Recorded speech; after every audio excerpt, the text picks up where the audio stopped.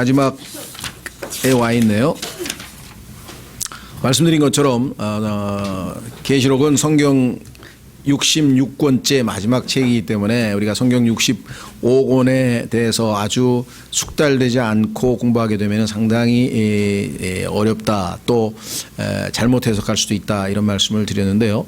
저희가 이제 3학기째인데 첫 번째 학기에서 우리가 이제 창세기 3장을 통해 성경 전체에 대한 그 개요를 살펴봤고, 중간에 두 번째 시간에 로마서를 통해서 우리가 성경 전체에 대한 복음과 그다음에 하나님의 경륜에 대해서 일부 9장, 10장, 11장에서 좀 살펴봤는데, 이제 계시록, 그래서 저희는 성경의 제일 처음과 제일 가운데 그다음에 제일 마지막 이 세 기둥을 확고하게 이제 기초를 세우고, 여러분들이 향후 이제 하나님 말씀을 체계적으로 잘 균형 있게 해석하고 공부하고 깨닫는데 도움이 될 수 있었으면 합니다. 다만 너무 방대한 내용을 너무나 압축하다 보니 아마 여러분들에게는 특별히 또 계시록이나 이런 데 익숙치 않고 또 구약의 예언서들에 익숙하지 않은 분들은 아마 상당한 어려움을 겪으셨을 터인데, 두려워하지 마시고 하나님 말씀 우리가 한꺼번에 하루아침에 다 될 수 있는 것이 아니라 여기서 조금 저기서 조금, 그래서 주님도 그렇게 해서 줄 위에 줄을, 그래서 꾸준히 영적인 것들은 영적인 것으로 비교해서 공부하다 보면 이제 익숙해집니다. 우리가 무엇을 배우든지 다 마찬가지죠. 익숙해질 때까지는 반복 훈련이라는 것이 필요하고, 성경에서도 그것을 하나님께서 굉장히 여러 번 강조를 합니다. 아주 자주 강조하고 있기 때문에 그래서 앞으로도 이 성경 전체의 하나님 경륜의 마지막 결론에 당하는 계시록은 이 접할 기회가 또 여러 번 있을 것이고, 또 예언서를 공부할 때도 자주 반복되어 나오는 주제이니까 전체적인 그런 그 틀을 잘 숙지하는 정도에서 이번 학기가 아마 여러분들에게 도움이 되셨으리라 또 그렇게 생각을 하고요. 자, 그래서 지난 시간에 우리는 천년왕국까지 다 마쳤습니다. 그래서 천년왕국이 이제 끝나고 나면 하나님께서 처리해야 될 게 몇 가지 남아 있는데, 그것은 뭐냐면 천년왕국 끝부분에 마귀가 이제 묶여있던 자가 풀려나게 되고, 그 풀려난 마귀가 이제 하나님 앞에 이제 심판을 받게 되죠. 그래서 사탄의 최후의 패배라는 제목으로 198페이지에서부터 우리가 한번 살펴보려고 합니다. 자, 역시 교재가 체계적으로 잘 되어 있기 때문에 교재를 중심으로 읽어가면서 필요한 부분을 보완해서 여러분께 설명을 하고 하는 방식으로 해서 오늘 4개의 테마네요. 33, 34, 35, 36. 그래서 일단 2개의 테마를 하고 한 10분 쉬었다가 2개의 테마를 하고, 이렇게 해서 예정 시간은 한 5시쯤 되면 저희가 같이 식사를 이렇게 하면서 서로 교제를 하려고 합니다. 이제 자, 198페이지에 33번 사탄의 최후의 패배. 사탄에 대해서는 아마 창세기 3장 공부할 때 여러분들 아마 그의 이름이 몇 가지고 또 사탄이 얼마만큼 예수 그리스도 즉 삼위일체 하나님을 흉내내는가서부터 시작해서 정말 잘 알아둬야 될 존재입니다. 왜냐? 성경은 하나님과 사람과 사탄이라고 하는 세 주인공이 펼치는 연극이라고 말씀을 드렸습니다. 어떤 의미에서는. 그래서 이 사탄에 대해서도 우리가 잘 알지 못하면 하나님에 대해서도 곡해할 수 있고 또 아주 많은 문제가 생깁니다. 소위 말하는 삼각관계인데요. 하나님께서는 우리에게 자신의 사랑을 십자가에서 보여주시고 인간이 자신을 사랑하기를 원하는데, 이것을 집요하게 방해하고 처음부터 하나님과 인간과의 관계를 유혹을 통해서, 이브를 유혹해서 선과 악의 나무의 지식의 나무를 따먹게 하면서 망가뜨렸고, 집요하게 소위 말하면 하나님과 인간과의 그 관계를 끊어버리려고 또는 무너뜨리려고 시도하는 그 제3의 존재가 마귀였는데, 그 집요한 참 이 모든 전략에도 불구하고 이제 결국은 하나님께서 그를 이제 마지막 심판으로 이제 데리고 가시는 장면이 나옵니다. 자, 계시록 20장 7절에서 10절을 주의 깊게 읽어보면, 사탄은 천년왕국이 끝날 무렵에 풀려나 하나님의 왕좌를 찬탈할 마지막 시도를 하려고 군대를 모으게 될 것임을 알 수 있다. 자, 한번 요 구절은 처음이니까 한번 읽어 들어가도록 하겠습니다. 여러분들 가지고 있는 부록의 111페이지, 부록 111페이지에 어떻게 보면 마지막 전쟁이라고 할 수 있겠죠. 마지막 전쟁. 111페이지 계시록 20장 7절에서 10절에 보시면 그 천년이 다 참에, 천년 동안 마귀는 이제 무저에 갇혀 있었는데요. 이제 마지막에 잠깐 풀려납니다. 사탄이 자기 감옥에서 풀려나고 나가서 땅의 사방에 있는 민족들 곧 곡과 마곡을 속이며 그들을 함께 모아 전쟁을 하게 하리니 그들의 수가 바다의 모래 같으리라. 그들이 땅의 넓은 곳으로 올라가 성도들의 진영과 그 사랑받는 도시를 에워싸매 불이 하늘에서 하나님으로부터 내려와 그들을 삼켰고 또 그들을 속인 마귀가 불과 유황 호수에 곧 그 짐승과 거짓 대언자가 있는 곳에 던져져서 영원 무궁토록 밤낮으로 고통을 받으리라. 사탄의 최후에 대해서 하나님께서 선언하신 장면이 나와 있습니다. 다시 교재로 갑니다. 198페이지의 두째 패러그래프에 이 사탄의 절망적인 발악은 마지막까지도 회개하지 않았죠. 지옥에서는 아무런 회개가 없음을 입증해 준다. 우리가 생각할 때는 1000년 동안 그렇게 고통을 당했는데도 회개를 안 한다. 회개는요, 하나님께서 우리의 마음을 감동하시기 전에는 결코 일어날 수가 없는 겁니다. 부자가 지옥에서 아브라함에게 말을 했을 때에도 자신이 한 일에 대한 그 어떤 회환이나 회개의 기미가 없었다. 자기가 고통스러운 장소에 왔으니까 자기 가족들 거기에 안 오게만 좀 부탁을 했을 뿐 자기 자신이 잘못했다는 회개의 말씀이 하나도 없었어요. 그게 인간의 성품에 아담으로부터 물려받은 죄악된 성품이죠. 하나님과 화해하고자 하는 그 어떤 간청도 없었다. 계시록 9장에서 구덩이가 열릴 때 시면 속에서 그토록 오랫동안 고통을 당한 그 창조물들은 다른 자들을 죽이고 파멸시키는 욕망 이외에 다른 아무것도 갖고 있지 않았다. 나와서 그냥 사람들을 쏘고 죽이고 그런 일만 했지 그 무저갱에 그렇게 오래 갇혀 있어서 죄에 대해서 진정으로 깨닫고 돌아왔느냐? 전혀 그렇지 않았다. 1000년 동안 의식을 지닌 채로 고통을 당하고 난 사탄은 풀려난 즉시로 하나님을 대적하려는 사악한 짓을 다시 저지르고 마는 것이다. 이 땅에 있는 인간들도 죄짓고 아마 개과천선하는 사람은 아주 드뭅니다. 다 재범, 3범, 4범. 어떤 사람들은 사회적 환경이 그들이 개과천선할 수 있는 기회를 못 줬다. 물론 여건도 그렇게 녹록하지는 않지만 그렇다고 의지만 먹으면요 얼마든지 할 수 있는데 인간은 죄악된 성품이 그렇게 쉽게 사라지질 않죠. 자, 그래서 199페이지 보편구원론, 연옥 및 기타 인간이 만들어낸 이론들은 인간의 문제가 신앙 문제 혹은 교리 문제인 것처럼 주장하지만 그것은 커다란 오류일 뿐이다. 왜냐하면 인간의 문제는 마음속에 있는 죄이기 때문이다. 아무리 조건을 잘 갖추고 아무리 훌륭한 진리를 가르치고 아무리 모든 걸 다 갖춰도 인간의 마음속에 있는 그 죄 문제가 해결되기 전에는 결코 그의 반역한 하나님을 대적하는 그것을 어찌할 수가 없다 이 말이에요. 자, 연옥은 여러분들이 가톨릭에서 들어서 아시겠지만 가톨릭에서 죄 지은 사람들이 임시로 가 있다가 지상에 남아 있는 사람들이 그들을 위해서 예를 들면 헌금을 한다든가 추도 예배를 드린다든가 착한 일을 대신해 준다든가 이렇게 되면 나중에 그것에 대한 보상으로 하늘나라에 갈 수도 있다. 이런 일종의 아주 성경에 없는 잘못된 교리를 만들어낸 것이겠죠. 보편구원론이라고 하는 것은 오리겐이라고 하는 학자를 비롯해서 이 사람들이 어떤 이론을 폈는가 하니 하나님께서는 사랑이시라. 그런데 하나님은 또 의로우시고 거룩하신 분이시죠. 그러다 하나님의 사랑을 너무나 남용해서 하나님은 너무나 사랑이 많으셔서 결국은 하나님을 믿지 않고 거부한 자들과 마귀까지도 다 구원하실 것이다 라고 하는 아주 성경과 상관없는 구원론을 보편구원. 그러시려면 뭐하러 십자가에서 이미 돌아가시겠어요? 아예 처음부터 다 불쌍히 여기셔서 다 봐줘버리시지. 하나님은 의로우신 분이기 때문에 죄를 용납하실 수가 없어서 자신의 아들로서 우리의 죄값을 치르도록 하실 만큼 엄격하신 분이시죠. 자, 그래서 지옥, 형벌, 울부짖음, 통곡, 이를감 등은 인간의 마음을 바꿀 수 없다. 사람이 자기 죄에 대해 인식하려면 하나님께서 역사하셔야 한다. 그래서 성경에 보니까 오직 성령님의 역사가 없으면 인간은 회개할 수가 없습니다. 오직 성령께서만이 죄인을 하나님 앞으로 데려올 수 있다. 이때 인간은 하나님의 선물을 받게 되며 주 예수께서 그를 구원하신다. 그 후에야 비로소 인간은 새로운 창조물이 될 수 있으며 이때 하나님이 주신 것을 하나님의 성품이라고 베드로후서에서 말씀했죠.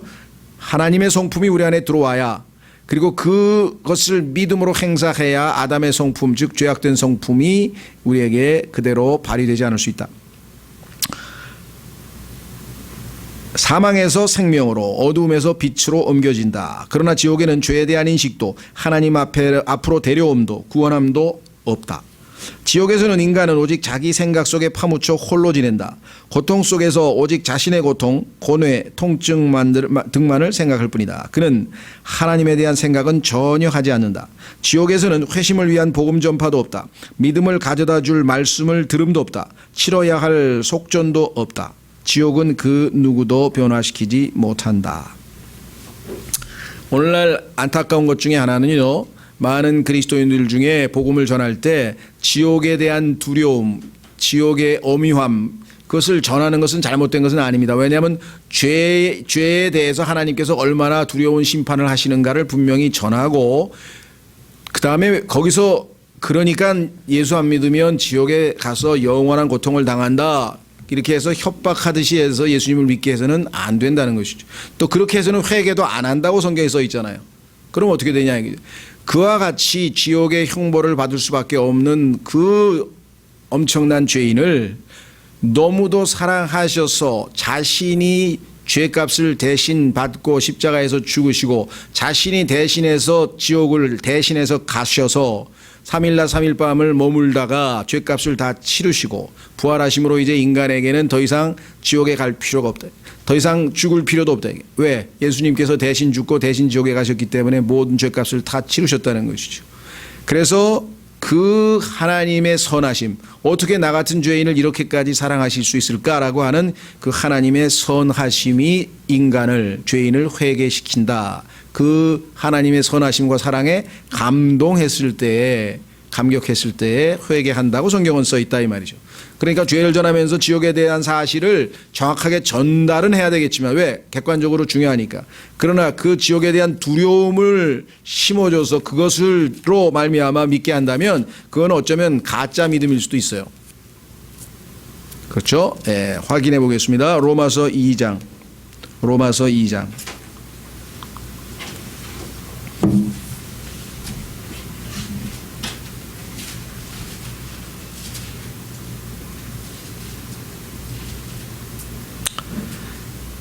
로마서 2장 찾았습니까? 1절부터 보시면, 그러므로 오 판단하는 사람아 네가 누구이든 별명할 수 없나니 이는 판단하는 네가 같은 일들을 행함으로 다른 사람을 판단하는 것에서 네 자신을 정죄하기 때문이라. 그러나 그런 일들을 행하는 자들에게 하나님의 심판이 진리대로 되는 것을 우리가 확신하노라. 그런 일을 행하는 자들을 판단하고도 같은 일들을 행하는 사람아 네가 하나님의 심판을 피할 줄로 생각하느냐. 혹은 하나님의 선하심이 너를 인도하여 회개함을 알지 못한 채 네가 그분의 선하심과 관대하심과 오래 참으심의 풍성함을 멸시하느냐. 다만 네가 내 강팍함과 뉘우치지 아니하는 마음에 따라 진노의 날 곧 하나님의 의로운 심판이 나타나는 그날에 닥칠 진노를 네게 쌓아 올리는도다. 자, 2절에 보시면, 4절에 보시면 하나님의 선하심이 너를 인도하여 회개함을 알게 하지 못한다. 두려워서 회개하는 게 아니에요. 하나님의 선하심을, 예수 그리스도의 십자가의 사랑을 우리가 전해서 나 같은 죄인을 이처럼 사랑하시는 그분에게 감동하고 감격해야 되는 것이겠죠. 예. 뒤에 뭐라 그러나 난방이 너무 센 거 아닌가요? 아니면 제가 급하게 와서 좀 더운 건가 잘 모르겠어요. 예, 조금 센 거 같죠. 하나 왼쪽에 있는 거 꺼버리시죠 뭐. 두 개를 틀어놓은 것 같아요 제가 보니까. 오른쪽에 맨 위에 그걸 꺼버리시. 껐습니까? 아, 예, 됐습니다. 그럼 예, 그래서 우리는 다시 돌아오셔서요 교재 가운데서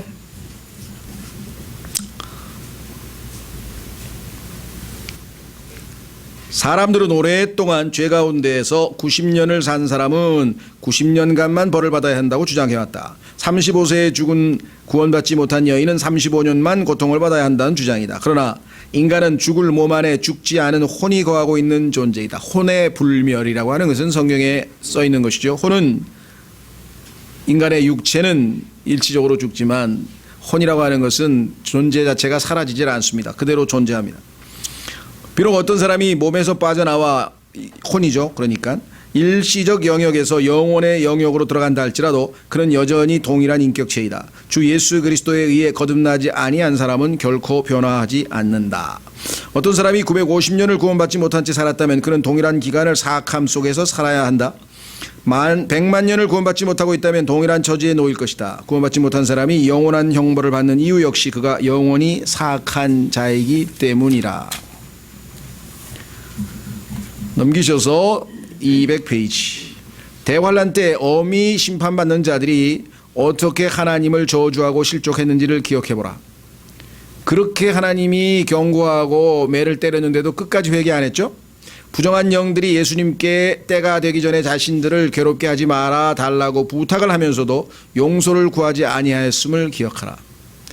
마귀, 자 성경에 보니까 예수님께서 유다를 향해서 마귀, 그 사람 그는 마귀라, a devil이라고 그랬는데요. 자 유다도 마찬가지. 그는 제사장들에게 죄를 고하였으나 그는 하나님께 돌이키기보다는 절망적 격렬한 죄책감 속에서 자살을 시도했음을 기억하라. 환경은 그 누구도 변화시키지 못한다. 유다도 예수님을 믿겠다 하고 예수님께로 돌아간 게 아니라 자괴감에 자살을 하고 말았다. 결코 회개한 것이 아니죠.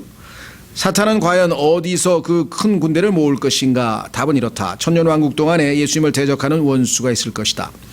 자, 여러분 생각에는 야, 천년왕국에 예수님께서 예루살렘에서 직접 통치하시고 평강의 왕이요 의로운 왕이신데 그야말로 태평성대일 텐데 어떻게 해서 천년이 끝날 무렵에 마귀가 또 그들의 군대를 모아서 마지막에 반역을 시도할 수 있었던 것인가? 이것은 하나님께서 아담의 성품, 즉 아담이 창세기 3장에서 죄로 말미암아 생겼던 그 죄악된 성품은 결코 없어지지 않는다. 사라지지 않고 천년 동안 좋은 환경에서 최고의 통치자 밑에서 최고의 아주 훌륭한 여건 하에서 산다 할지라도 그 반역하는 영, 즉 하나님을 대적하는 그 성품은 바뀌지 않는다는 것을 천년왕국 끝부분에 확인해 볼 수가 있는 것이죠.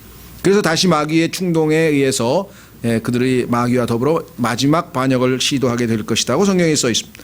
그래서 시편 여기 나와 있는 성경 구절을 읽어보시면 다 읽지 못해서 시간상 죄송합니다만은 그때에도 여전히 그러니까 겉으로는 예수 그리스도께 충성합니다. 그러나 속으로는 아주 쓴뿌리와 함께 아주 원하는 맺힌 그렇죠? 예수 그리스도뿐만 아니라 그의 후에 그를 돕는 유대인들을 포함해서 아마 상당히 아마 아주 이 마음에 원한을 품은 사람들이 있을 것이라. 자, 이들이 의로우신 왕의 명령에 겉으로 보기에 복종하는 이유는 그분께서 철권으로 통치하고 계시기 때문에 그저 두려워서이다. 그분의 그 권력 앞에서 두려워하는 것뿐이지만 속으로는 아니죠. 자, 사탄의 군대는 그러면 세 종류로 구성되어 있는데요. 사탄의 군대는 다음과 같다. 환난 속에서도 회심하지 않고 남은 자들. 자, 환난 때 다 죽는 것이 아니라 살아남은 자들이 있습니다. 이들은 적 그리스도의 살육은 피했으나 주님을 결코 신뢰한 적이 없다. 두 번째, 유대인들을 도운 이유로 왕국 안에 들어온 양으로 간주된 민족들로 마태복음 25장의 민족들의 심판에서 양과 염소로 분류될 때 염소들은 이미 불못에 던져서 심판을 받았지만 양으로 분류된 자, 즉 유대인들을 도와준 사람들은 천년왕국의 백성이 될 터인데 이들이 모두가 다 예수님을 진심으로 믿은 거냐? 그건 아니죠. 예. 그 다음에 세 번째, 아담의 본성을 지닌 채 천년왕국에서 동안 태어난 자들로 회개하거나 순종치 아니한 자들. 자, 천년왕국에서 부모님을 따라 부모님의 밑에서 태어났는데 좋은 여건에서 살다 보니 성경에 보니까 평균 수명이 900살, 1000살 이렇게 간다고 얘기를 했습니다. 100살 되면 어린아이라고 성경에 얘기했는데 그렇다고 해서 그들이 다 예수 그리스도를 믿고 진정한 마음으로 회개를 했느냐? 그걸 모른다. 그런 자도 있고 안 그런 자도 있겠죠. 따라서 이들에 대한 심판이 있게 될 것이죠. 그래서 이들을 모아서 사탄이 마지막으로 하나님께 심판을 저항을 하죠. 자, 그래서 필자의 아들이 이 제임스 낙스 목사의 아들이 있는데요. 이스라엘이라고 있는데 이름이 사탄의 마지막 반역에 대해 재미있는 지적을 한 적이 있다. 사도행전 28장에서 우리는 사울이 섬 사람들의 불 피우는 것을 돕는 장면을 목격한다. 이때 불에 뜨거워진 나무단 속에서 독사가 나와 하나님께서 택한 증인을 공격했다. 그러자 바울은 그 독사를 털어버렸고 아무런 해를 입지 않았다. 독사는 불 속에 내던져진 채 다시는 그 누구도 괴롭히지 못했다. 이 장면은 옛 뱀이 지옥의 불 속에서 나와 마지막으로 해치고자 파괴하고자 시도했으나 아무런 결과도 얻지 못한 채 오히려 불호수에 내던져져서 다시는 하나님의 창조 세계를 괴롭힐 수 없게 되는 것과 같다. 이 마지막 전투에 대해서는 에스겔 31장을 보기 바란다. 마지막 전투에 참여하는 군대는 시편과 이사야서에 언급되어 있다. 이렇게 해서 하나님의 모든 마스터 플랜의 이제 마지막 종지부가 지키게 되죠. 자, 이제 가장 중요한 게 하나 남아있네요. 그것은 뭐냐, 소위 미켈란젤로라고 하는 유명한 화가가 그렸던 최후의 심판이라고 하는 그 최후의 심판이 이제 남아있습니다. 최후의 심판. 근데 성경에서는 최후의 심판이라는 용어를 쓰는 것이 아니라 Great White Throne Judgment, 그러니까 크고 흰 왕좌에 앉으셔서 심판을 한다. 그래서 옛날에는 이것을 백보자라고 한문으로 썼습니다. 백보자 심판이라 이렇게 얘기를 했는데 이제 우리는 큰 흰 왕좌 심판이라 그래서 한글로 풀어 썼습니다. 이제 이것이 그야말로 피날레네요. 피날레, 마지막 심판인데요. 모든 것을 다 정리하는데 이때 이 심판을 위해서 하나님께서는 먼저 이 하늘들과 땅, 다시 말하면 이 우주를 다 불태워버리시고 이제 왜 정화해서 새 하늘과 새 땅을 만드셔서 이제 새 출발을 하셔야 되기 때문이죠. 새로운 시대가 시작이 되어야 되기 때문에 그래서 이 마지막 흰 왕좌 심판을 하늘과 땅이 다 없어진 가운데 우주 공간에서 허공에서 실시가 된다고 성경에 써 있네요. 아주 엄청난 심판이네. 자, 202페이지. 일반적인 종교인들은 마지막 최후의 심판에는 단 한 가지의 결과만 있을 것이라고 선언한다. 사람들은 대충 어떻게 알고 있느냐면요, 죽고 나면은요 마지막 하나님의 심판 때에 가서 내가 행한 선행과 내가 행한 악행을 저울에 달아서 선행이 많으면 하늘나라로 가고 악행이 많으면 지옥으로 간다고 이렇게 생각을 하고 있는 것이에요. 그러니까 나는 상대적으로 봤을 때 그래도 착한 일을 더 많이 한 거 아닌가 하고 괜히 마음 편하게 생각하는 모양인데 그건 정말 비상식적이죠. 왜? 이 땅에서 여러분이 율법전서에 나와 있는 죄 중에서 51%를 지키고 49%를 어기면 그래도 감옥에 안 가고 뻐저리 남아 있습니까? 아니에요. 단 한 개, 1%도 아니고 단 한 개의 죄를 졌어도 그걸로 인해서 기소당하고 감옥에 가는 겁니다. 성경에서 그랬잖아요. 율법을 다 지켜도 단 하나만 어기면 율법 전체를 어긴 거라고 야고보서에 하나님이 써놓으셨잖아요. 상식이잖아요. 그렇죠. 근데 어떻게 하다가 사람들은 그래도 내가 사람들에게 착하다는 소리를 들었는데 설마 지옥에 갈까 이렇게 막연하게 허황된 정보에 기초해서 안심하고 있는지는 모를 것 같아요. 마귀가 아마 속여서 그렇겠죠. 자, 설교자들, 성경교사들, 그리고 주석가들은 이미 오래전부터 흰 왕좌 심판에서 서게 되는 자들은 모두가 구원받지 못한 사람들 뿐이라고 선포해왔다. 구원받지 못한 사람을 마지막에 지옥에 던지기 위한 게 이 심판이라 그랬는데 부정확하다 이거. 왜? 성경에 보니까 이때도 하나님으로부터 인정받아서 받아들여지는 사람들과 내 던져지는 사람으로 구분됩니다. 자, 히브리서 9장에 보면은 여기 나와 있네요. 그러나 성경 말씀은 이 마지막 심판 때 두 종류의 결과가 있을 것임을 보여주는 구절이 성경에 나오는데 한 번 죽는 것은 사람들에게 정해진 것이요 그 뒤에는 심판이 있나니. 참 너무나 소중한 규절인데요. 안타깝습니다. 이 세상에 있는 사람들 중에 가장 큰 거짓말은 뭐냐면 죽으면 모든 게 끝이다.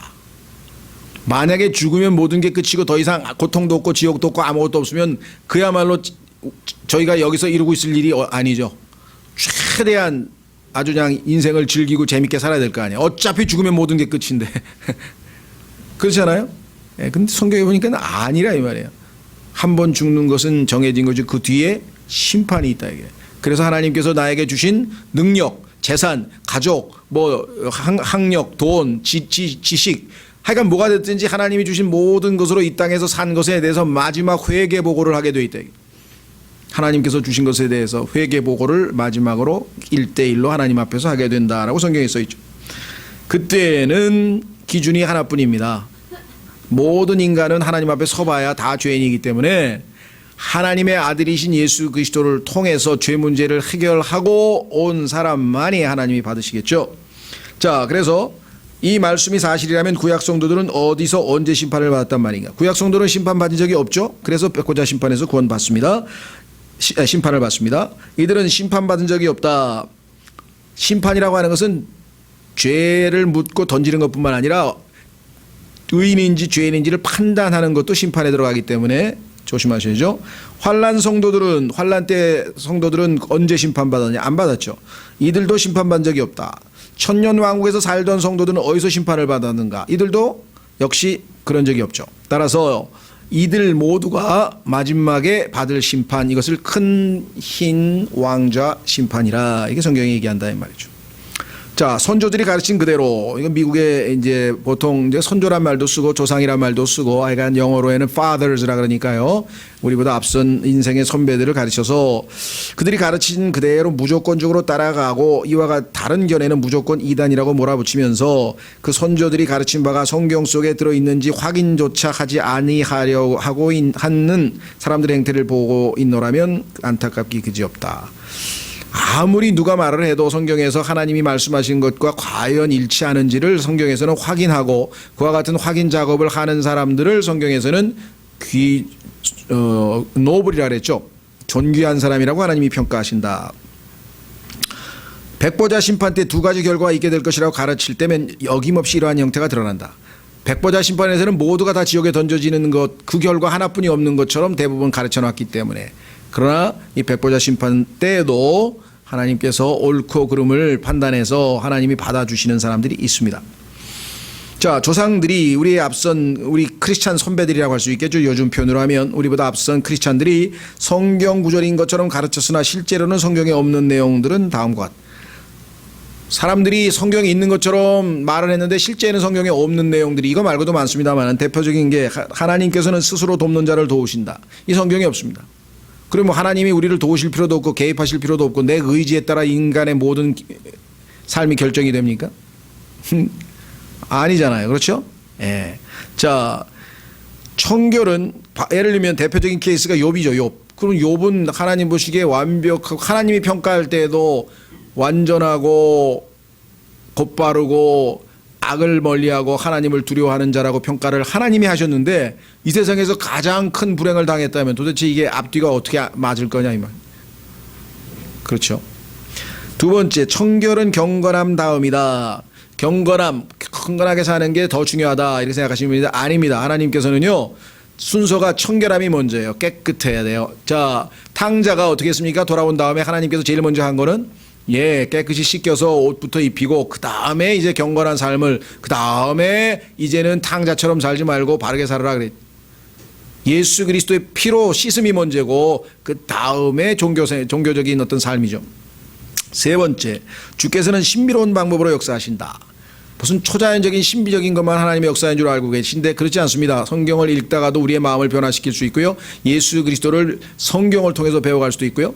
옆에 있는 형제를 통해서도 나를 바로잡으실 수도 있고요. 얼마든지 이성적으로 합리적으로 다양한 방식으로 역사하는데, 무슨 초자연적인 역사만 일어나면 하나님이 역사한 거로 생각하는데 아닙니다. 오늘날은 거꾸로 90% 이상의 초자연적인 역사는 마귀의 역사입니다. 성경에도 써 있습니다. 병을 고치고 뭐 기적을 행하고 죽은 사람 살리고 막 이런 것들이 마귀가 예수님을 흉내내는 것에 불과하다고 계시록에 써 있습니다. 그래서 은사주의 운동은 철저하게 조심해야 된다. 오늘날은. 자, 네 번째, 하나님께서는 죄는 미워하시나 죄인은 사랑하신다. 아닙니다. 죄인을 미워하신다고 성경에 써 있습니다. 왜냐? 사람들은 우리를 사랑하시지 않았느냐. 자, 우리는요, 예수 그리스도를 믿기 전에 죄인이었는데 죄인들을 사랑하셨다. 과거 시제로 써 있어요. 성경에서는. 어디서? 십자가에서. 그러니까 하나님의 사랑을 받으려면 모든 죄인들은 십자가로 가야 돼요. 그러나 십자가 이후에는요, 예수님을 거부한 죄인들을 미워하실 뿐만 아니라 하나님의 진노가 그 위에 머물러 있다라고 성경은 써 있습니다. 하나님은 엄위하신 분이십니다. 자, 한번 확인해 보죠. 요한복음 3장 36절에 가시면, 요한복음 3장 36절에 가시면 성경에 예수 그리스도를 믿지 않는 사람 위에는 하나님의 진노가, 그러니까 나중에 지옥에 갈 거죠. 진노가 머물러 있다. 성경에서 진노는 항상 지옥과도 연관이 돼 있습니다. 요한복음 3장 36절. 아들을 믿는 자에게는 영존하는 생명이 있고 아들을 믿지 않는 자는 생명을 보지 못하며 도리어 하나님의 진노가 그 위에 머물러 있느니라. 근데 여기 보시면 아들을 믿는 자와 그다음에 아들을 믿지 않는 자 이렇게 대조되어 있죠. 그런데 킹제임 성경을 제외한 다른 잘못된 성서들에서는 아들에게 순종하지 않는 자는 생명을 보지 못하고 이렇게 해서 행위 구원을 가르쳐 놨어요. 잘못하면. 그래서 아들을 믿고 구원받은 그리스도인들 중에서 현재 자기의 상태가 아들에게 순종하고 있지 못한 사람들이 더 많죠. 여러분들 우리 그리스도인들 중에서 헌신돼서 100% 하나님께 충성돼서 정말 좋은 간증으로 영광 돌리고 있는 사람이 몇 %나 됩니까? 적죠. 그뿐만 아니라 우리 자신을 봐도 하루 24시간 중에서 그리스도인답게 사는 시간은 아마 10% 남짓? 2시간 40분이나 될까? 그것만 해도 잘 된 거죠. 기도할 때, 성경 읽을 때, 또 하여간 그러나 상당 시간은 완전히 뭐 구원받은 하나님의 자녀의 신분을 갖추고 거기에 걸맞는 삶을 살지는 않는 순간이 엄청나게 많다는 거죠. 자, 그래서 그러면 하나님의 진노가 우리에 머물러 있고 우리가 지옥 간다, 다시 구원을 잃어버린다는 뜻이냐? 아니죠. 따라서 성경을 손대면 위험하다 그랬죠. 믿지 않는 자들 위에 하나님의 진노가 머물러 있다라고 성경은 말씀하고 있습니다. 자, 다시 돌아오셔서 따라서 죄인은 사랑하신다. 이거는 죄인은 사랑하셨다로 고쳐야 돼요. 죄인을 사랑하셨다, 십자가에서. 5절, 우리는 모두 하나님의 자녀들이다. 그렇지 않습니다. 사도행전 17장으로 갑니다. 사도행전 17장으로 가면은 성경에 보니까 이 땅에 존재하는 모든 인간은 다 하나님의 후손이다. 그렇게 써 있어요. 그러니까 우리 다 하나님의 자녀들 아니냐. 후손과 자녀는 틀립니다. 성경에서. 왜냐. 자, 성경의 영어 선정이 우리말로는 후손이라 그러니까 조금 그 표현이 그런데요. 영어 성경으로 보면은 충분히 이해가 됩니다. 사도행전 17장. 자, 사도행전 17장 28절. 사도행전 17장 28절. 이는 우리가 그분 안에서 살며 움직이며 존재하기 때문이라. 모든 인간이죠. 너희의 시인들 중에 어떤 사람들도 이르되 우리 또한 그분의 후손이라 하였나니 그런즉 우리가 하나님의 후손일진데 하나님의 신격을 결코 사람의 기술이나 고안으로 새긴 금이나 은이나 돌 같은 것으로 생각할 것이 아니니라. 자, 여기 후손이라고 하는 용어가 조금 번역이 제가 볼 때는 사람처럼 들리네. 사람이란 뜻이 아니고요. 여기 후손이란 말은 offspring이에요. offspring. offspring이라는 말은 뭐뭐로부터 나왔다 이 말이에요. 그러니까 오히려 번역하려면 하나님의 창조물이다 이거예요. 하나님의 창조물이기는 하나 하나님으로부터 나오긴 나왔으나 하나님의 생명이 없으면 그것은 하나님의 아들들 또는 자녀가 될 수는 없죠. 자, 여러분 집에 애완동물 있나요? 저는 없는데 애완동물 있으신 분은 애완동물을 설마 자기 자녀라고 하는 사람 없겠죠? 요즘에 있어요. 조금 돈 사람들이 있더라고. 우리 누구 하면서 막 그냥 그거는 성경에서 보면은요 굉장히 비정상적이고 잘못된 겁니다. 여러분들 향해는 동물 사랑하는 게 나쁩니까? 동물 사랑하는 게 맞는데 성경에서 그 사랑의 리미트를 넘어가면 그거는 잘못된 영에 미혹된 거예요. 왜? 성경에 보면 하나님께서는 동물을 동물답게 사랑하라 그랬죠. 사람인 것처럼 차원을 더 높여버리면 곤란하대. 하나님의 창조 질서가 깨져버린대. 그런데 오늘날 이미 벌써 돌고래를 위해서 아주 목숨 거는 사람도 있고요. 미국에 보면요. 별의별 사람들이 다 있어요. 사람 목숨은 아주 낙태는 아주 쉽게 턱턱 해대면서 돌고래는 아주 막 살려야 된다고. 이게 지금 왜곡된 잘못된 거짓의 영이 지배하는 사회인 것을 우리가 알 수가 있죠. 여기 보시면 offspring이라고 하는 것은 하나님의 창조물이에요.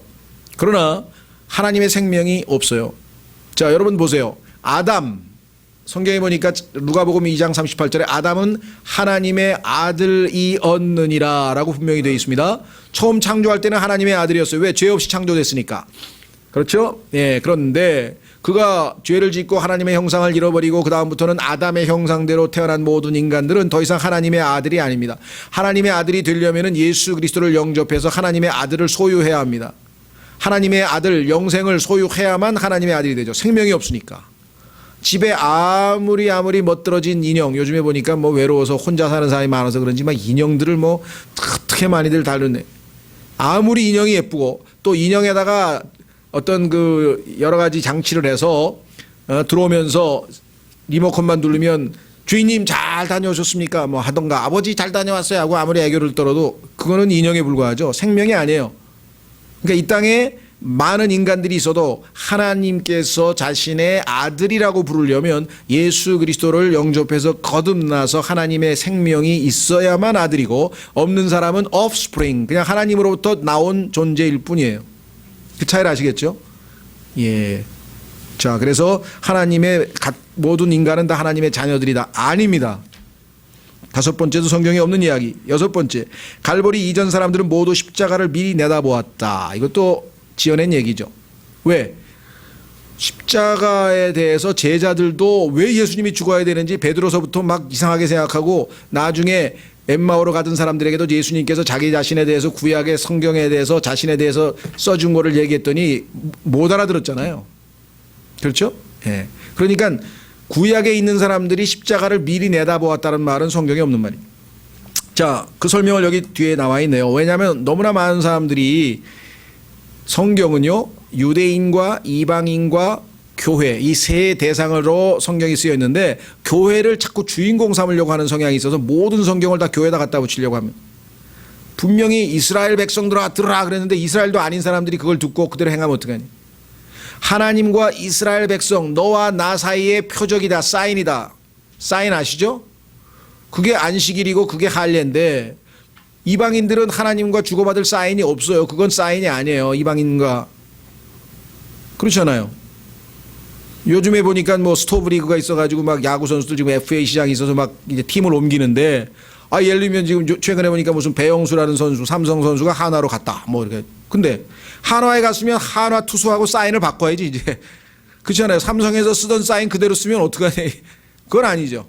마찬가지. 유대인과 하나님 사이의 표적 사인이 따로 있고 할례와 안식일. 그다음에 하나님께서는 이방인하고는 사인을 주고받을 필요가 없어. 왜? 기록된 성경을 주셨기 때문에 필요 없어.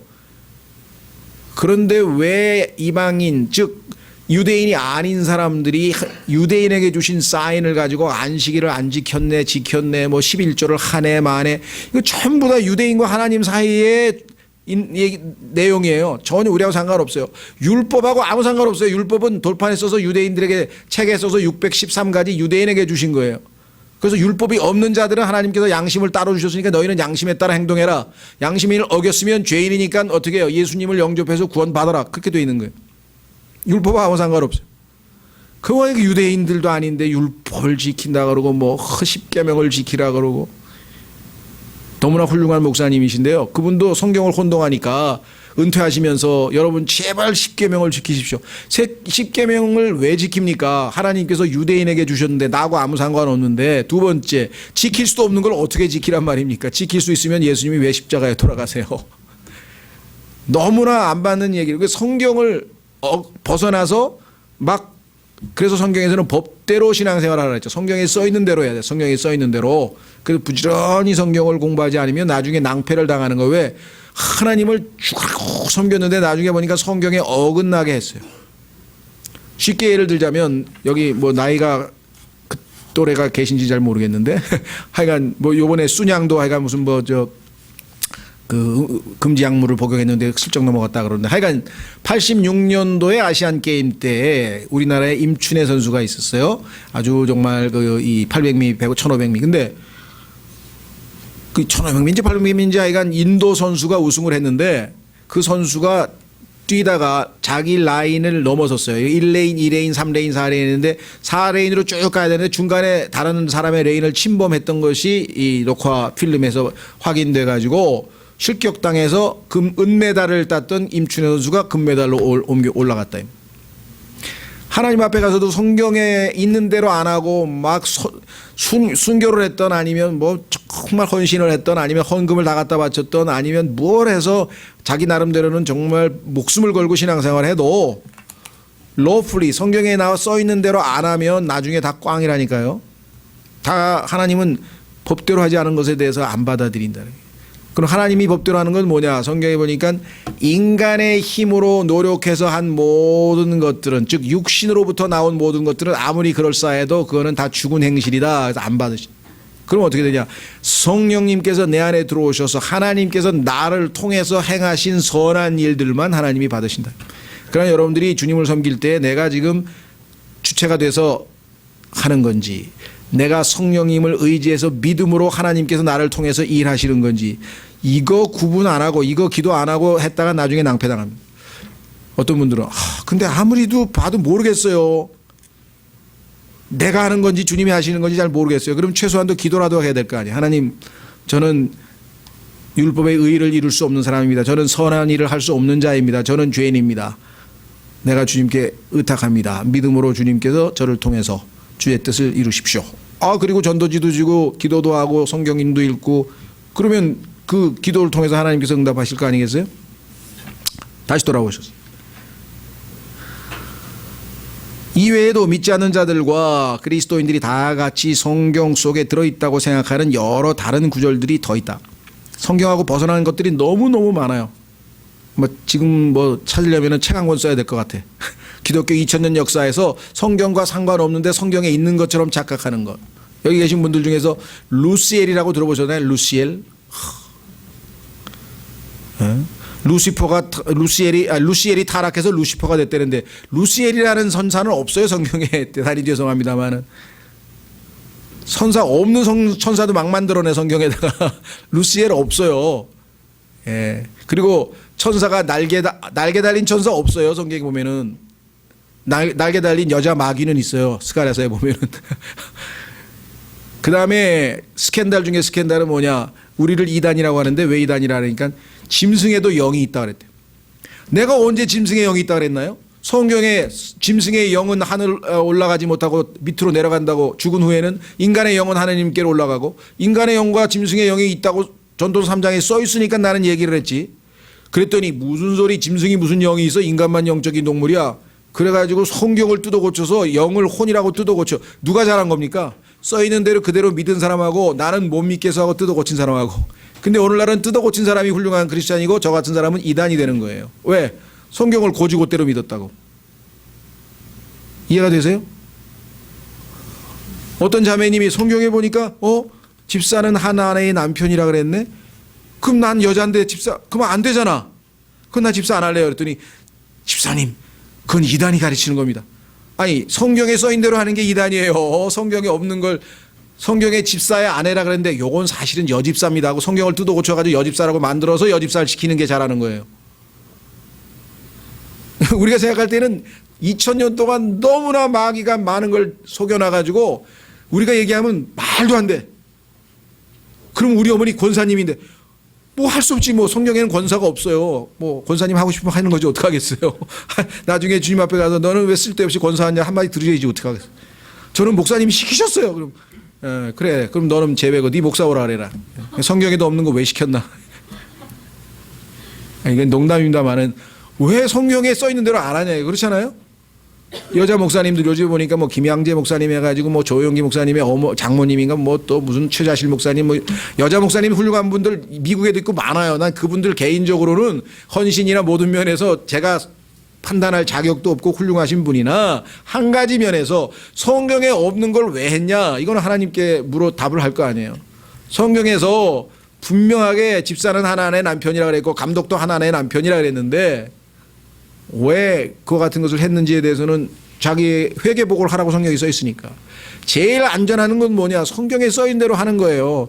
헌신을 더 많이 하면 좋지만 헌신을 적게 하더라도 다른 사람은 100% 헌신해서 내가 30%밖에 헌신을 못했어. 게을러서. 그래도 그 30%를 성경적으로 했으면 30% 남는 거예요. 근데 100%막 죽을 각오로 신앙생활 했는데 나중에 보니까 다 성경하고 어긋나고 했어. 법대로 한 건 10%밖에 안 되면 결국은 누가 이긴 거예요?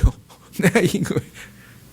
그만큼 내적인 동기를 살피라게 성경에 맞게 봉사했느냐 이걸 보라. 저는 뭐 어떤 분이 그러더라고요. 하나님께서 은사를 받고 막 방언을 하니까 야, 네 남편은 방언도 못하는데 당장 이혼해. 그리고 방언 잘하는 누구 집사하고 결혼해라. 하나님이 그러셨다는 거예요. 그래서 난 그건 마귀의 음성입니다. 하나님은 그러실 분이 아니. 성경에 써 있는 거하고 반대로는 말을 안 하세요. 그런 성령님은 없어요. 성경에 어디 방언하면은 그렇게 하라고 그걸 철석같이 믿고 해요 지금. 거기서부터 시작해서 세례가 죄를 씻는다고 성경에 어디 세례가 죄를 씻는다고 돼 있어요? 죄사함 받았대. 왜 그러니까 세례 받았대. 세례하고 죄사함은 아무 상관없어요.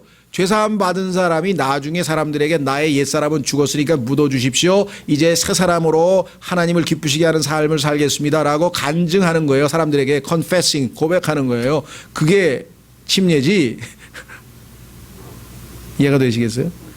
네, 그러니까 여러분들이 성경을 부지런히 배우셔서 자기가 성경하고 어긋나는 것부터 잘 정리하셔서 정리를 하실 뿐만 아니라 그렇다고 해서 주변 사람들 막 가서 함부로 정죄하거나 판단할 수도 없잖아요. 왜? 아직 소화를 못 해내는 사람들에게 그런 얘기를 하면 어떡하겠어요? 그렇죠? 예. 지금 막 집사 직분 받아가지고 막 너무너무 기뻐가지고 막 헌금도 하고 그러는데 그 여자 집사에게 가서 집사하면 안 돼. 그러면 이제 조심해서 말씀하셔야 돼요. 그분 상처 안 입게. 정말 성경 배우고 싶을 때 천천히 너무 이렇게 하지 마시고요. 자, 여기는 이제 신학생들이고 이제 배워야 하니까 제가 얘기를 드립니다만은 자, 내려가서 이제 속도를 냅니다. 위에 언급한 6째 항목, 예를 들면 갈보리 이전 사람들은 모두 십자가를 내려보았다는 것을 한번 비판해 보자 이 말이죠. 베드로전서 2장에는 예수 그리스도께서 십자가에서 죽으실 것에 대한 예언을 기록한 대언자들이 자신들이 기록하고 있는 것이 무엇인지를 몰라 주님께 그 의미를 여쭈었을 때 주님께서 답변을 거절하신 것으로 되어 있다. 대언자들도 구약의 가장 하나님의 일꾼 중에 일꾼인 사람도 지금 십자가에 대해서 아무것도 모르고 있는데 어떻게 십자가를 미리 내다봤다는 얘기를 하냐. 예를 들면 베드로전서에서 이렇게 말씀하셨죠. 이 혼의 구원에 관하여는 너희에게 임할 은혜에 대하여 대언한 대언자들이 부지런히 조사하고 탐구하되 자기들 안에 계신 그리스도의 영께서 그리스도의 고난과 초림 그 뒤에 있을 영광 재림을 미리 증언해 주실 때에 그 영께서 무엇을 혹은 어느 때를 표적으로 보여주셨는지 탐구하였느니라. 천사들도 열심히 알아봐서 도대체 핵심이 뭐냐 하나님의 계획에. 근데 그들이 자기들을 위해 그것들을 수행하지 아니하고 우리를 위해 수행하였음이 그들에게 계시되었는데 너희가 대언한 그 내용은 너희 게 아니야. 나중에 태어날 사람들을 위한 것이다. 그것들은 곧 복음을 선포한 자들이 하늘에서 보내신 성령님과 더불어 이제 너희에게 전한 것이요 천사들도 살펴보기를 갈망하는 것이니라. 온 우주를 창조하신 하나님 이스라엘의 메시아 되신 그분께서 인간의 몸으로 이 땅에 찾아오셔서 이스라엘의 실패를 만회하고 죄인들의 죄값을 치르기 위해서 십자가에서 죽으시고 장사되시고 부활하셔서 이 모든 것에 대해서는 구약 사람들은 전혀 아는 바가 없었다는 거예요. 사도 바울은 자신이 선포한 복음, 자 복음의 내용은 4가지입니다. 그리스도의 죽으심, 장사되심, 그리고 부활하심. 그런데 여기 빠진 건 뭐냐면 그리스도의 죽으심이 누구 때문이라고요? 우리의 죄 때문에. 우리의 죄 때문에. 자, 다시 돌아오셔서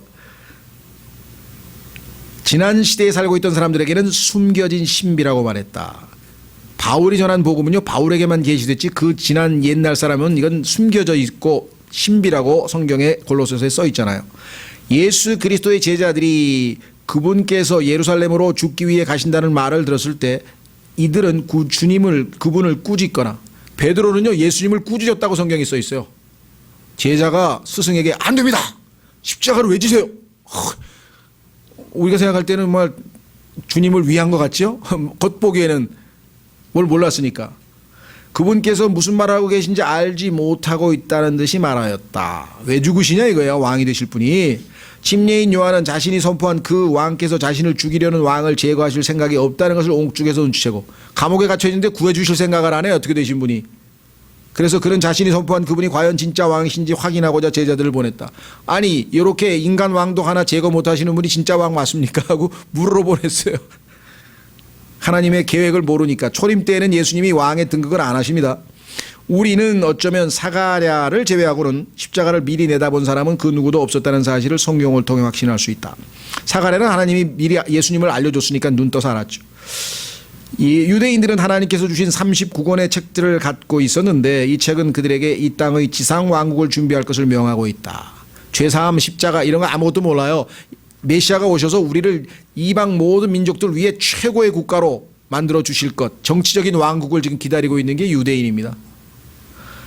반면 이방인들은 양심을 통해 자신들을 지으신 분 앞에서 겸손히 행하는 것이 더 나을 것임을 알고 있었을 뿐이었다. 이때까지는 아직 십자가의 복음과 그다음에 예수님의 십자가의 죽으심에 대한 게 계시되지 않았기 때문에 아는 것 딱 하나야. 뭐 양심대로 살아야 된다. 그래서 아비멜렉도 양심에 찔리니까 가만히 있어봐. 꿈속에서 하나님이 내가 아브라함의 아내를 지금 건드리려고 하는 건가 보다. 너 왜 근데 아내라고 안 그랬어? 너 왜 누이라 그랬어? 이래가지고 야단치잖아요. 그죠? 양심대로 살잖아요. 아비멜렉도 파라오도 그래서 아브라함의 아내를 손 안 댔죠? 왜? 양심에 거리끼니까. 상당히 믿음 좋은 사람이에요. 그 사람들도 이제 보니까. 예.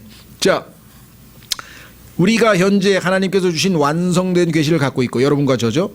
구약 성경을 찾아보며 그 안에서 십자가를 의미하는 놀라운 예표. 예를 들면 이사야서 53장의 어린 양이라든가 창세기 3장 15절의 가죽옷이라든가 아벨이 바친 어린 양이라든가 이런 것들이 예수님을 가리키는 거였구나. 그리고 쓴 물에다가 십자가를 집어던졌더니 나무를 던졌더니 물이 달게 되었다. 아, 이게 다 십자가구나.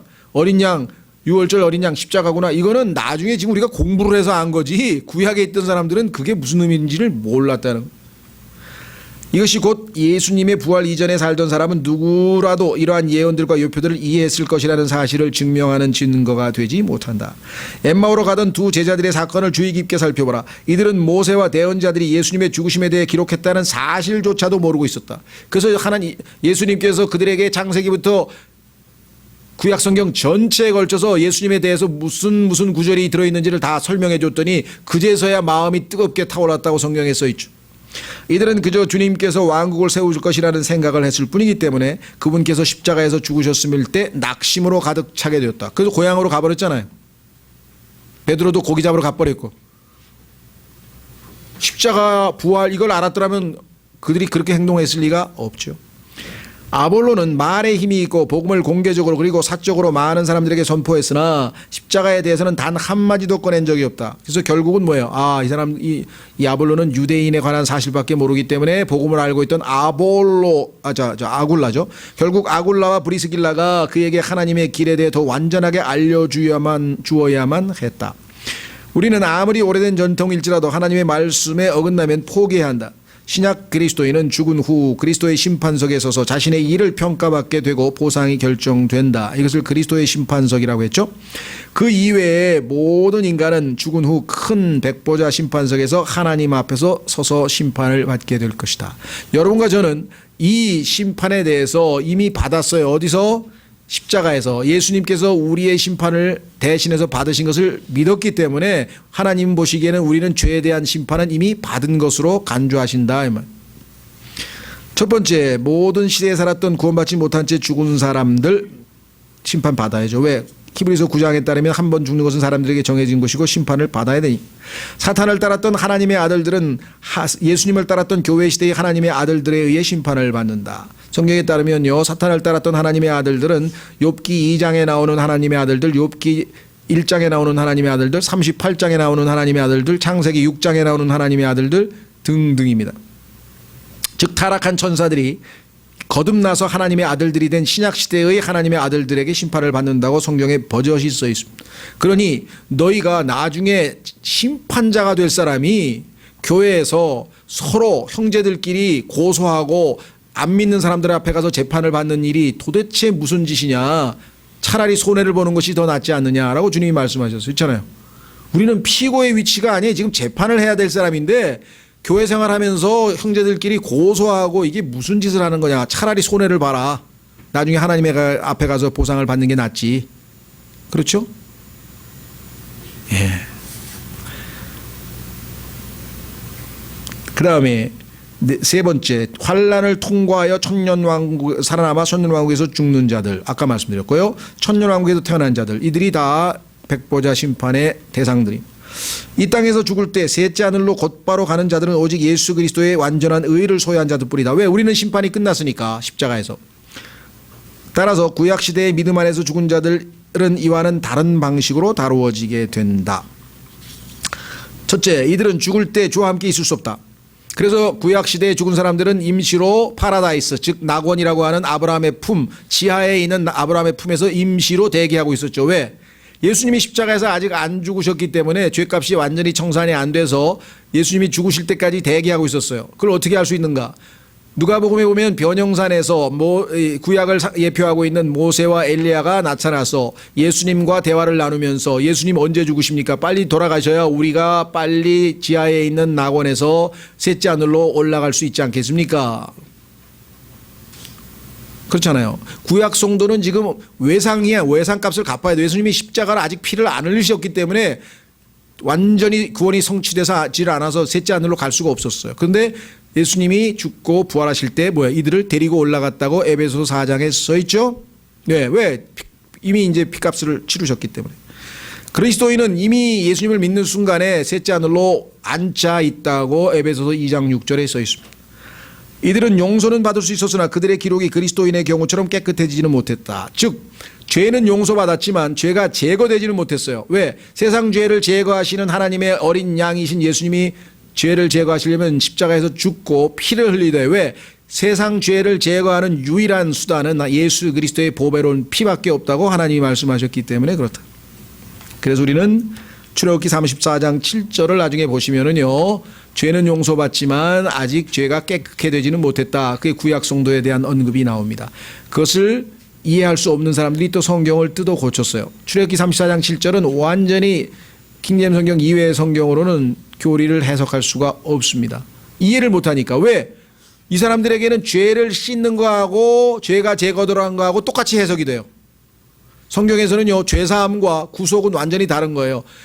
죄를 용서해줘서 벌을 안 주는 것과 죄 자체를 완전히 제거해서 없애버리는 거하고는 성경에서 완전히 다른 거예요. 우리 그리스도인은 죄 자체가 제거돼서 아예 없어져 버린 거예요. 피로 씻어서. 구약은 아직 피를 흘리시지 않았기 때문에 죄만 용서만 받은 거예요. 그래서 예수님이 죽을 때까지, 피 제거될 때까지는 지금 지하 낙원에서 기다리고 있는 거예요. 이해가 되시겠어요? 이해가 정확하게 이해를 하셔야 됩니다. 그 다음에 206페이지. 아무리 완벽하게 바쳐진 희생물일지라도 이들의 죄들을 제거할 수 없다. 짐승의 피는 안 되죠. 예수님의 피여야 됩니다. 반면 그리스도인들의 경우에는 그 죄들이 제거되었다. 완전히 구속 제거되었습니다.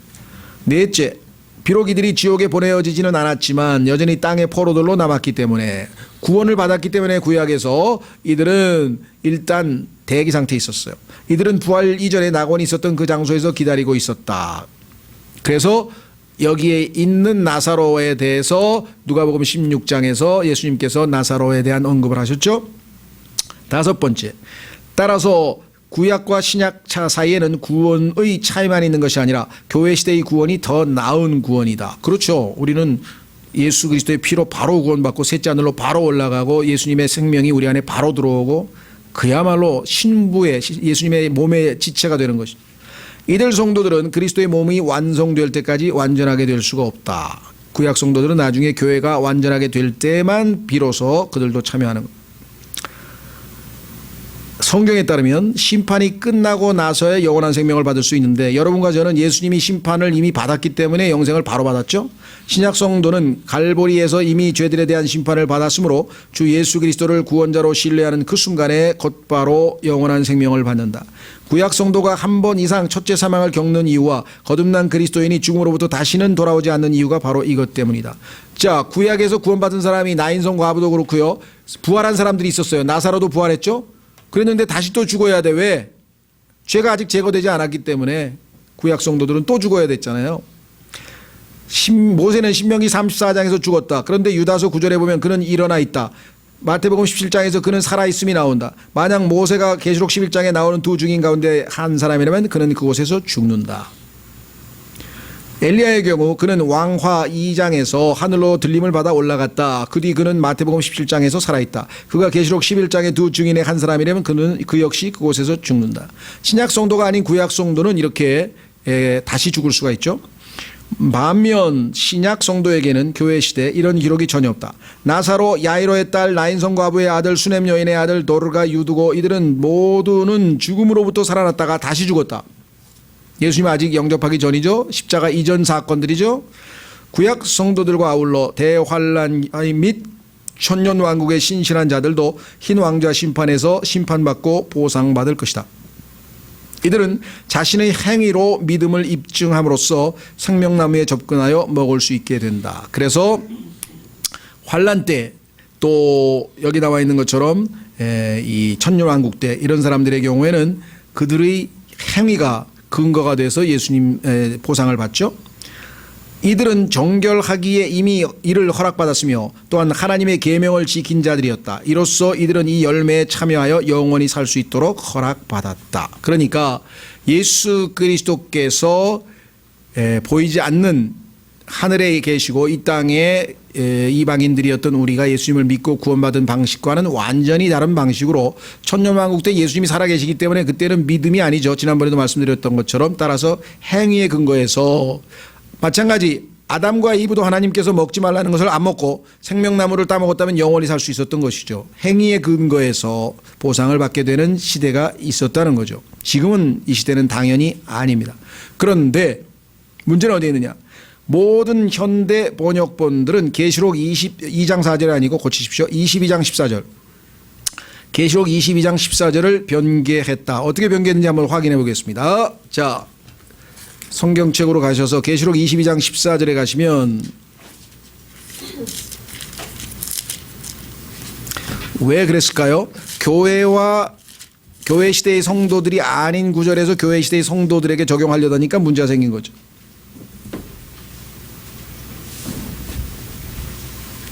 자, 정확한 성경은 이렇게 되어 있습니다. 그분의 명령들을 행하는 자들은 복이 있나니 이것은 그들이 생명나무에 이르는 권리를 소유하게 하며 그 문들을 지나 그 도시로 들어가게 하려 함이로다. 이 구절을 읽으니까 그리스도인들이 가만있어, 이거 행위구원 아니야? 행위구원. 그리스도인이 대상이 아닌데 그리스도인이 대상인 것처럼 되니까 야, 이거 행위구원 아닌데 이거 잘못됐는데 그럼 어떻게 해야 돼? 성경을 고쳐야지 뭐. 어떻게 고치면 될까? 예, 이렇게 고쳤네요. 14절. 그 두루마기를 빠는 자들은 복이 있으니 이는 저희가 생명나무에 나아가며 문들을 통하여 성에 들어갈 권세를 얻으려 함이로다. 두루마기를 빠는 자들이라고. 왜?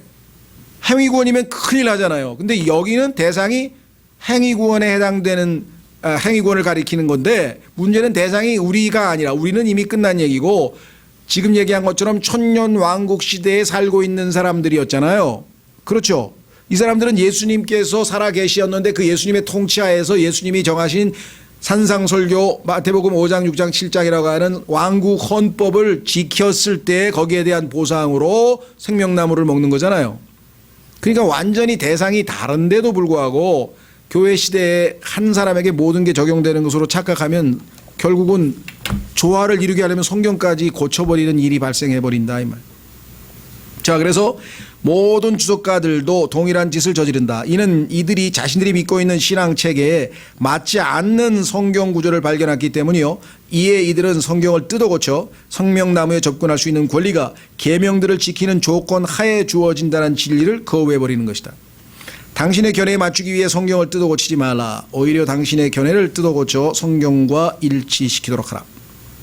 사망, 정사와 권세들, 지옥, 이들이 거처가 있는 곳, 그리고 생명의 책에 이름이 기록되지 않는 자들, 하나님의 계시를 거부하겠다고 스스로 작정한 모든 시대에 걸친 남녀들인데 이들은 불호수에 던져진다. 지옥에 가는 대상자들이 여기 나와 있네요.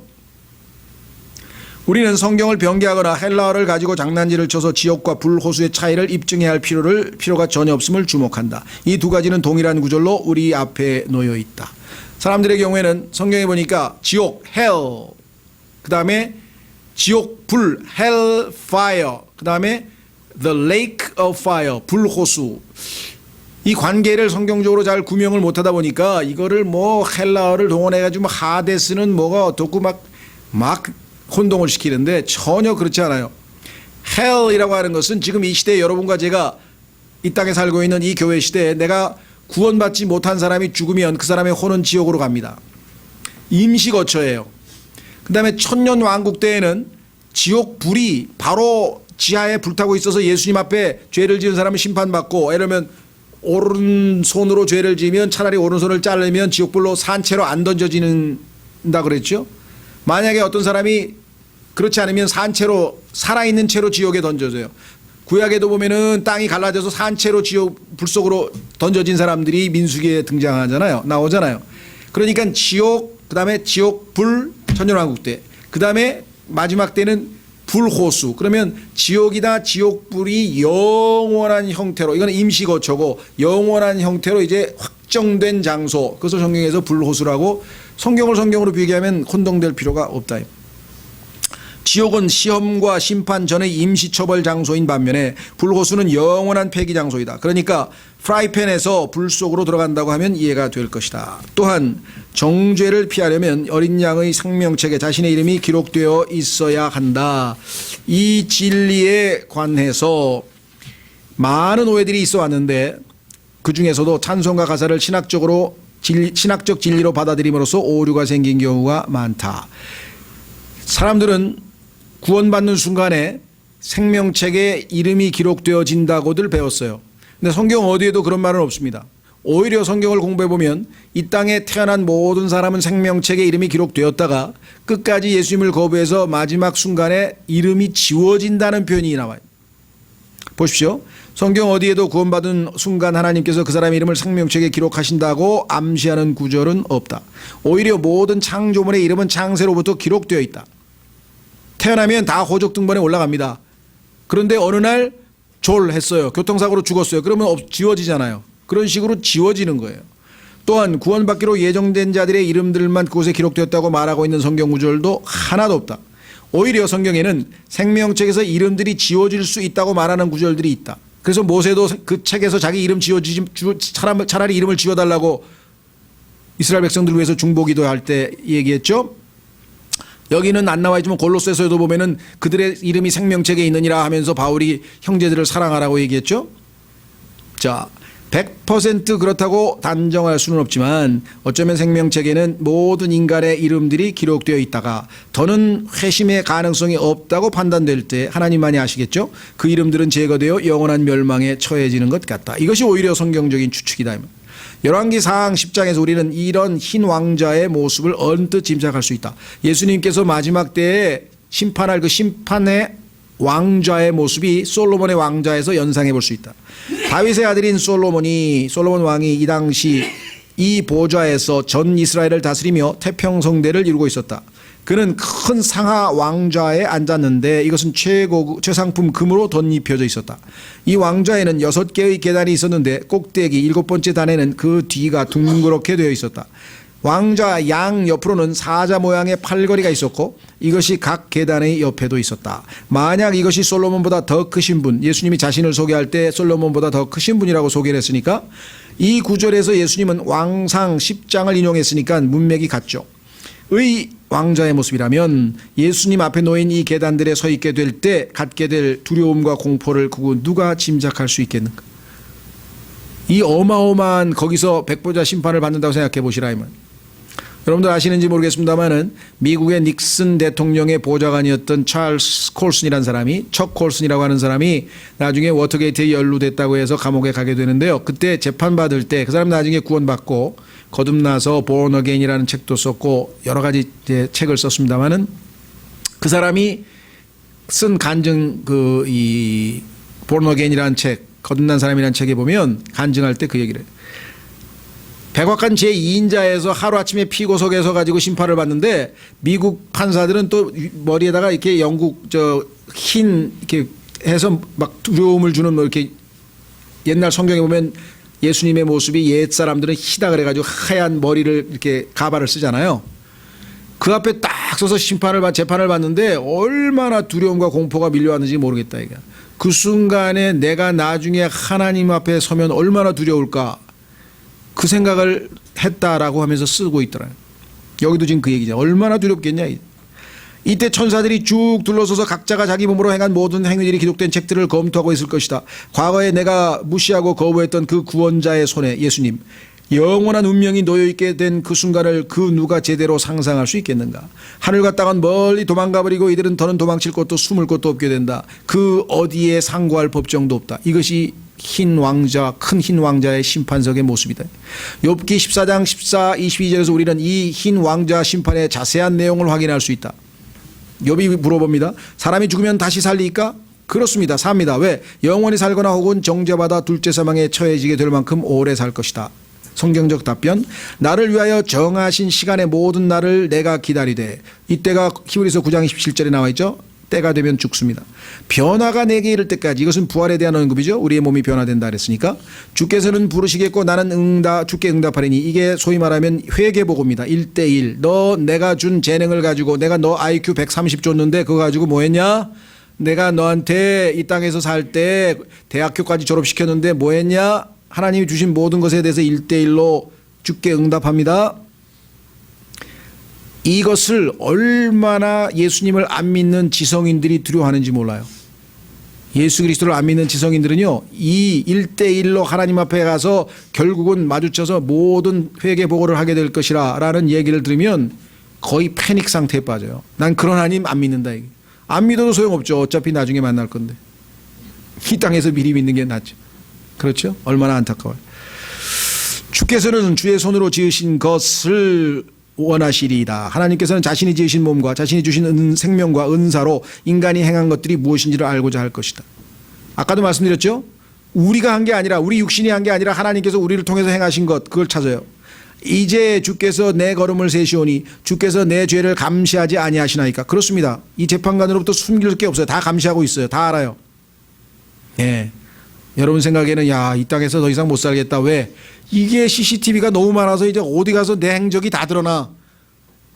그뿐이 아니야. 스마트폰에서 뭐 위치 추적하면 이제 뭐 어디 숨어서 뭔 짓을 하는지까지 다 알아. 그 정도 가지고도 벌벌 떠는데 하나님은요, 여러분과 저의 머릿속에서 무슨 생각하는지까지도 지금 제가 이제 나이 60에 60년 동안 제가 한 짓을 다 알고 계세요. 단 하나도 안 빼놓고. 그러니까 일찌감치 매도 먼저 맞는 게 낫죠. 아, 예수님 덕분에 나는 깨끗하게 하나님께서 더 이상 죄를 기억하지 않겠다고 하셨으니까 얼마나 감사해요. 기억을 안 하시겠다 그래 예수님께서. 자, 그 다음에 주께서 내 범죄를 자루에 담아 봉하시고 내 불법을 꿰매시나이다. 그러니까 기억을 못 하시지. 한 인간이 구원받아 성령님에 의해 그리스도 안에서 봉해질 수 있으나 죄 가운데 죽으면 죄들을 제거할 방법이 없게 된다. 산은 무너져 반드시 없어지며 바위도 제자리에서 옮겨지고 물은 돌을 닳게 하나니 땅의 티끌 속에서 자라는 것들을 주께서 휩쓸어 가시며, 하나님께서 파괴하시면요 하늘과 땅이 순식간에 사라집니다. 사람의 소망을 끊으시나이다. 그날에는 거짓 소망들은 무너져 내린다. 인간이 의지할 게 단 하나도 없어요. 하늘과 땅도 없는데 어디다 의지를 하냐고. 그래서 다음과 같은 헛된 소망들을 보라. 첫째, 이 땅에 있는 사람들이 가지고 있는 헛된 소망, 죽음이 없었으면 하고 소망한 사람도 있다. 이거는 뭐 마약을 먹든지 뭐 착각에 환상에 빠지기 전에는 이건 두 번째. 그랬더니 그 유명한 엘더스 헉슬리 또는 또 헉슬리라고 하는 그 유명한 영국의 철학자 형제가 있는데요.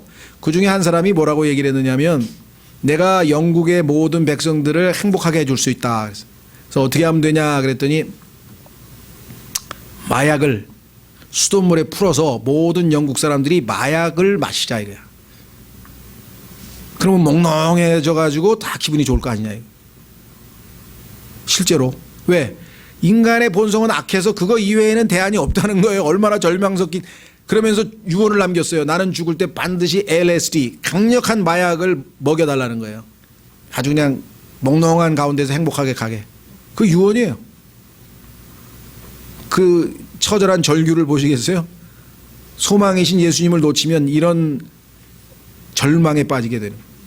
두 번째, 죽음 후에 존재가 없어지면 하고 소망하는 사람들, 여호와의 증인을 포함해서 죽으면 끝이래. 없어진대. 없어지긴 왜 없어져요? 이것을 신학적으로 annihilation of the soul, 혼의 멸절이라 그러는데요. 하나님이 만드신 혼은 멸절이 아니라 영원합니다. 지옥에 가서 영원히 있든 하늘나라에 가서 영원히 있든 둘 중에 하나. 셋째, 다시 태어난다. 윤회설. 어떤 사람은 뭐 저 벌레로 태어날까 봐 걱정하는 사람도 있더라고. 그 다음에 회개보고할 하나님이 없었으면 하고 소망하는 사람들, 아까 얘기했죠. 자기가 한 짓 겉으로는 사회에서 엄청나게 존경을 받았어. 왜? 속에 있는 걸 사람들은 못 보니까. 저렇게 훌륭한 사람이 어딨냐 그랬는데 나중에 그 속에 있는 거 다 드러나면 얼마나 창피하겠어요. 그러니까 하나님 앞에 가서 차마 설 수가 없으니까 없었으면, 회개보고가 없었으면. 그렇죠. 저도 과거에 죄송합니다. 친구들로부터 법도 없이 살 사람이라 그랬어요. 착하다고. 웬걸 나중에 예수 그리스도 앞에서 그냥 지은 죄를 명단을 누구 앞에 말도 못 꺼낼 엄청난 상상으로 지은 죄서부터 하여간 뭐 베레벨 죄들이 다 쫙 그거 다 보혈로 씻기 전에는요 마음 편해지려 않아요. 그래서 구원 받아야 하나님과 화평을 peace with God. 성경에 로마서 5장 1절에 써 있죠. 다섯 번째, 영원한 형벌이 없었으면, 그리고 결국은 다 구원받았으면, 아까 얘기했죠. 오리겐 같은 사람 보편구원론 만들어서 하나님은 이 정도로 사랑이 크다. 설마. 절대 아닙니다. 이 모든 거짓 소망들은 흰 왕자 심판석에서 다 무너져 내릴 것이다. 주께서 영원히 그를 이기셔서 심판은 영원하다. 사라지게 하시며 그의 얼굴빛을 변하게 하시며 내쫓으시오니 그의 아들들이 존귀하게 되어도 그가 그것을 알지 못하며 그들이 비천하게 되어도 그가 그들에 대한 그 일을 깨닫지 못하게 되어 잃어버린 혼은 하나님의 임재로부터 멀리 떠나 살아있는 자들에 대해 더는 알지 못하게. 오직 그에게 붙어있는 살이 아픔을 느끼고 그 속에 있는 그의 혼이 애곡할 뿐이다. 불못에 가서 고통밖에는 남는 게 없어. 이들의 부활한 몸은 불호수 속에서 계속 살아있어 고통을 겪어야 한다. 그 안에 있는 혼은 영원히 버림받을 것을 두고 애곡할 뿐이다. 믿을 수 없을지 모르지만 어떤 자들은 감히 주님 앞에서 그분과 논쟁을 벌이는 무마음을 보인다. 성경에 써 있어요. 하나님 앞에 대들어서요. 근데 하나님이 이긴다고 성경에 써 있어요. 왜? 하나님은 참되시니 모든 사람은 거짓말장이라 하라. 그래서 전부 다 하나님 앞에 대들었다가 다 졌어. 어쩌면 너무도 큰 두려움에 미쳐버려 스스로 조용히 있을 수 없는 것일지도 모른다. 이게 거의 발악하는 수준이죠. 하나님, 내가 뭘 잘못했습니까? 평생 교회 다녔는데 왜 지옥에 보냅니까? 교회는 다녔는데 나는 안 믿었잖아. 그거 어떡하겠다. 내가 언제 교회 다니면 구원받는다 그랬냐? 나를 신뢰하라 그랬지. 이해가 되세요? 자, 예수님께서 이렇게 경고하셨다. 그날에 많은 사람들이 내게 이르기를 주여 주여 우리가 주의 이름으로 태어나지 아니하였나이까? 주의 이름으로 마귀를 내쫓지 아니하였나이까? 주의 이름으로 많은 놀라운 일을 행하지 아니하였나이까? 하리니. 예수님은 나는 너를 모른다. 언제 너하고 나하고 만나서 사귀어본 적이 있냐? 하나님의 말씀에 따르면 가장 무모한 자들에 대해 증언할 증인이 있을 것이다. 니느웨 백성들이 나오고 시바의 여왕이 나와서 너희는, 나는 솔로몬을 보고도 회개했는데 너는 예수님을 보고도 안 회개했냐? 그리고 어떡하겠어요? 그럼 창피해가지고. 물론 모든 논쟁은 하나님께서 자신의 모든 이름들보다 크게 하신 그것, 즉 기록된 말씀. 요한복음 12장에 보니까요 48절에 말씀이 너희를 심판한다. 나는 너희를 구원하러 왔다. 나는 심판 안 한다. 말씀이 심판한다. 이날 모든 무릎이 꿇고 모든 혀는 하나님 아버지의 영광을 위해 예수 그리스도께서 주님이라고 고백하게 될 것이다. 예수님을 이 땅에서, 예수님 앞에 무릎 꿇고 이 땅에서 고백하는 게 낫지, 나중에 지옥 가기 전에 마지막으로 무릎 꿇고 주님이라고 고백하면 너무나 안타깝죠. 스탈린, 모하메드, 공자, 부처 및 모든 교황들도 무릎을 꿇을 것이다. 모든 왕, 통치자, 대통령, 여왕, 총독, 황제, 독재자, 그리고 총리 대신들도 그동안은 다른 사람들 위해 군림해 왔을지라도 영광의 주님 앞에 얼굴을 땅에 대고 엎드리게 될 것이다. 자기 의로 가득 찬 썬데이 크리스찬 독선적인 부자들, 오만한 음악의 스타, 우상화된 운동선수 및 예언예인들 역시 그리스도의 경이로우심 앞을 고백하게 될 것이다. 그토록 오랫동안 타락에 있던 마귀들과 타락한 천사들도 그토록 끝까지 반역해왔던 자신들의 주님 앞에서 무릎을 꿇을 것이다. 순간 온 좌중 속으로 침묵이 흐르게 되고 그들이 항상 알고 있었다고 생각되는 그 누군가가 등장하는데, 마귀, 예수님을 빙자했던 마귀가 이때 마지막으로 등장한, 이 자는 알아보지 못하게 된다. 얼마나 형편없는지 알아보질 못하게 된다.